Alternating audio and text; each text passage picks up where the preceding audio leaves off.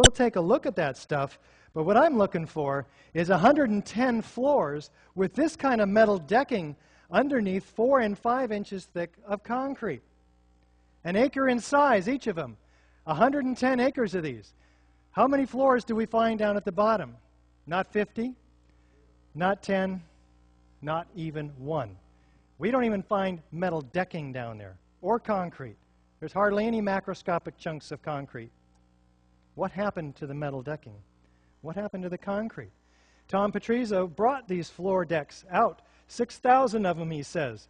I couldn't believe it. Not one floor panel, he notes when he comes back to help the cleanup. Pancakes occur in pancake collapses.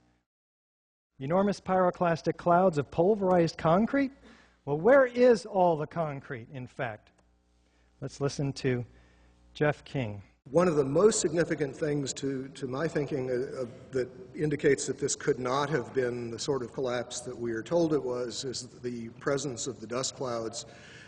And as you've seen in the pictures, and I'm sure all of us have seen probably more than we would like, there were very, very large clouds of very thick dust that enveloped the area, that crossed the river, that made it almost all the way to New Jersey from the pictures that I've seen. This type of flow is something that we are familiar with in physics. It occurs in only 2 situations that we know of naturally. One is in volcanic eruptions where a large amount of material is suddenly exploded into the air and basically forms small particles. Thank you, Jeff. How about New York Governor Pataki? And you look, and you see, and there's no concrete. There's very little concrete. All you see is aluminum and steel.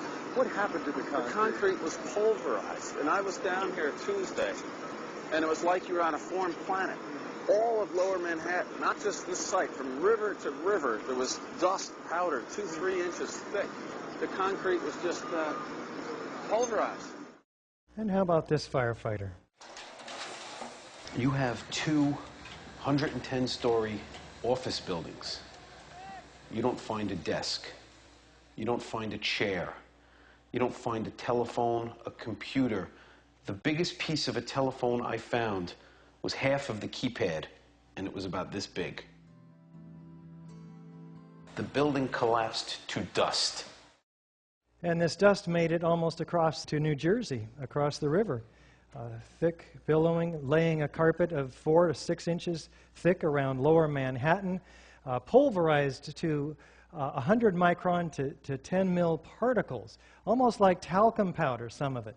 It's very, very fine. Where's the grinder that produced this? 90,000 tons of it.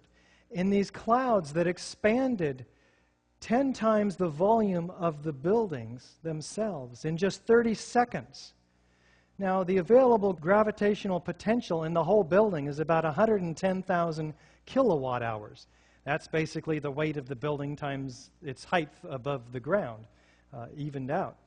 But the expansion of these clouds has been calculated to require about 10 times that energy in heat, which produces that expansion. So we have a problem here.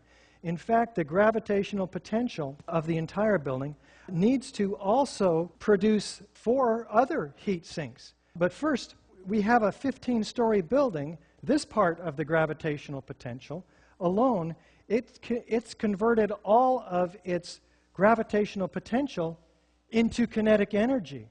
It can't do any more work. In other words, it can't fall at free fall speed and then also crush 80,000 tons of structural steel. It can't fall at free fall speed and also grind up 90,000 tons of concrete. It can't fall at free fall speed and create by friction or anything else the several tons of molten metal seen by the first responders. The energy doesn't add up. We're talking overall about 50 times the gravitational potential energy of the building to produce all of this phenomena. How about the victims? In April 2006, New Yorkers were distressed to learn that bone fragments, human remains from 9/11, had been found on the roof of the nearby Deutsche Bank building. And how, in God's name, did those fragments get there? And bone fragments less than a centimeter long. How could they be so small? 700 bone fragments, a half an inch long, found on top of the skyscraper across the street. Think about that one. There were 2,749 victims, but only 300 whole bodies were found. 20,000 pieces of bodies found, 6,000 small enough to fit into a test tube. 1,100 victims completely unaccounted for. In other words, no pieces large enough to gain any DNA from, vaporized. 200 pieces were matched to one single person.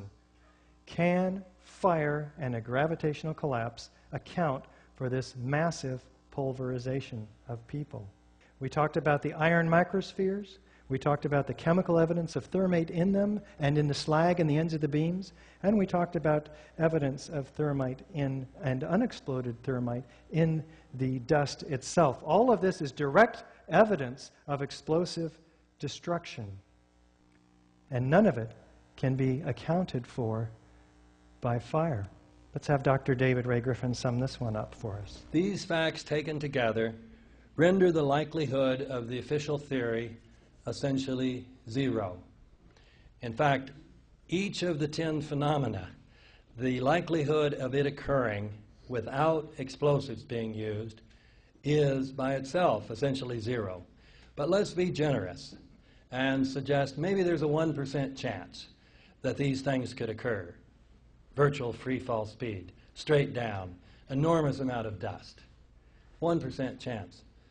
But when you figure up the probabilities then, when you say how many, that 2 of them would occur, 3 of them would occur, by the time you get up to 10 of them occurring without explosive, you're talking about the likelihood of 1 in a trillion. So, we can say that the official theory about the towers is disproved as thoroughly as any such theory could possibly be.